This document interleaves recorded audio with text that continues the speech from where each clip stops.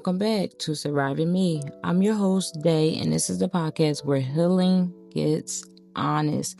Toxicity isn't always loud. Sometimes it's quiet, like over explaining yourself just to feel understood, or it apologizing for things that didn't need an apology. It's convincing yourself that chaos is just passion. And before you know it, dysfunction starts to feel like home, not because it's healthy, but because it's familiar.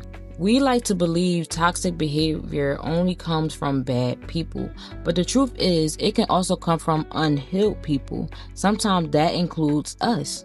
Toxicity can sound like, that's just how I am, or you too sensitive, or even I'm fine when you're clearly not. We repeat what we've seen until we learn something new. If you grew around inconsistency, you might think love has to be earned. If you grew up around anger, you might confuse intensity with intimacy. If you were never given peace, you might not know what to do with it when it finally arrives. But here's what healing teaches you. Awareness is accountability. The moment you name a pattern, you get the power to change it. The danger isn't in making mistakes, it's in defending them. So let's stop glorifying toxic like it's a personality type. It's not cute. It's not culture. It's a cycle and you get to break it. Okay? Like that is really the real reality of it. And I'm saying this from experience.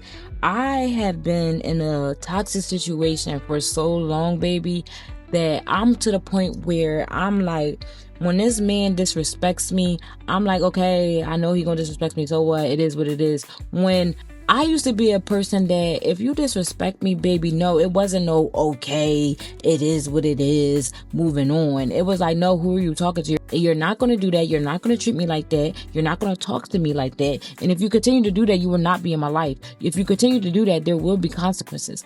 That's how I used to be when it came to disrespect. But because I was with somebody for so long, and that's literally all they kept doing for a good 7 years, it became, in a sense, normal. It became normalized to me. Like, okay, he disrespects, that's what he do. Okay, anything, whoop-de-doo, next thing.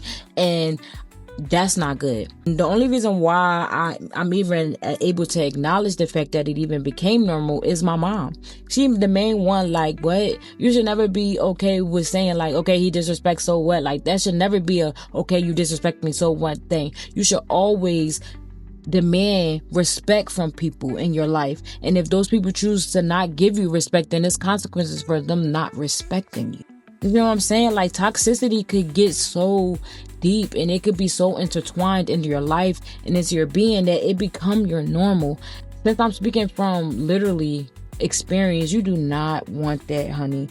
I didn't even realize I got to the point where I'm like, oh my God, so what? It is what it is. Disrespect is disrespect, because I've been dealing with it so long, y'all, that it just feel like I just know that's just him. Just like I said, toxicity can sound like that's just how I am. Toxicity can also sound like that's just how they are. No, we should not normalize bad behavior. Toxicity is not something you should normalize, and neither is disrespect. If somebody is disrespectful, it should never be oh, that's just how they are. Even if that is how they are, they could get the fuck away from you. Excuse my language, but for real.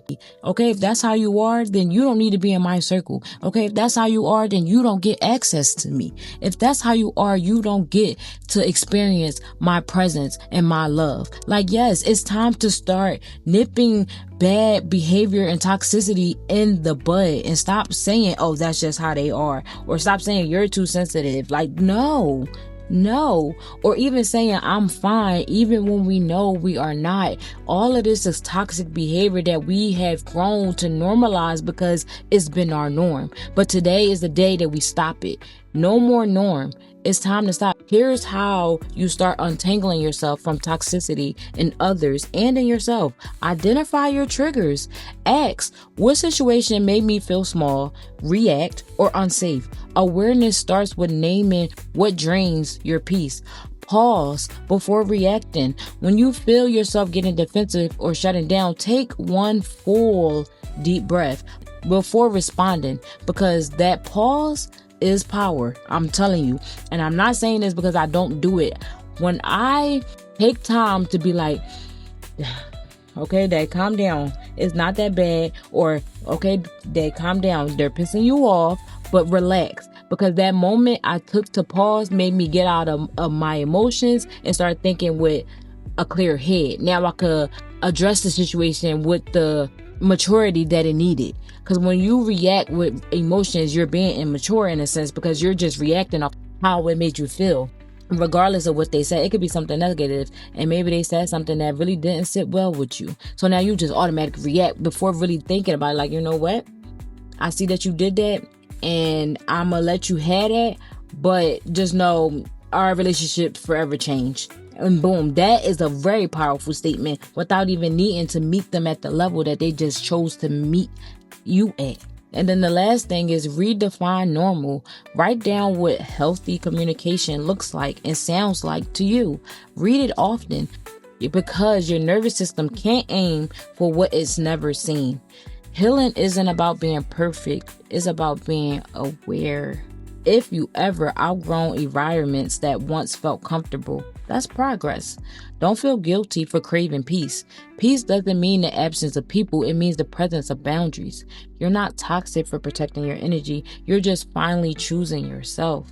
If you want to take this conversation deeper, read this week's Glow Letter. Is where I leave you with reflection questions, journal prompts, and a little glow work to help you apply what you heard today. Find it on Substacks or through the link tree in the show notes. And if you want a community that gets it, join the Surviving Me Inner Circle on Facebook. We journal together, share our reflections, and remind each other that healing doesn't have to be lonely. Until next time, keep surviving, keep glowing, and keep giving yourself grace, because no matter what page of healing you're on, you're not alone and you're not behind. Keep going through it, keep growing through it, and keep glowing through it, because the journey back to yourself is the real work. And I will see you next episode. The silence, I've wrestled the shame, faced all my demons and called them by name. This ain't for sure, it's deeper than deep. I'm surviving.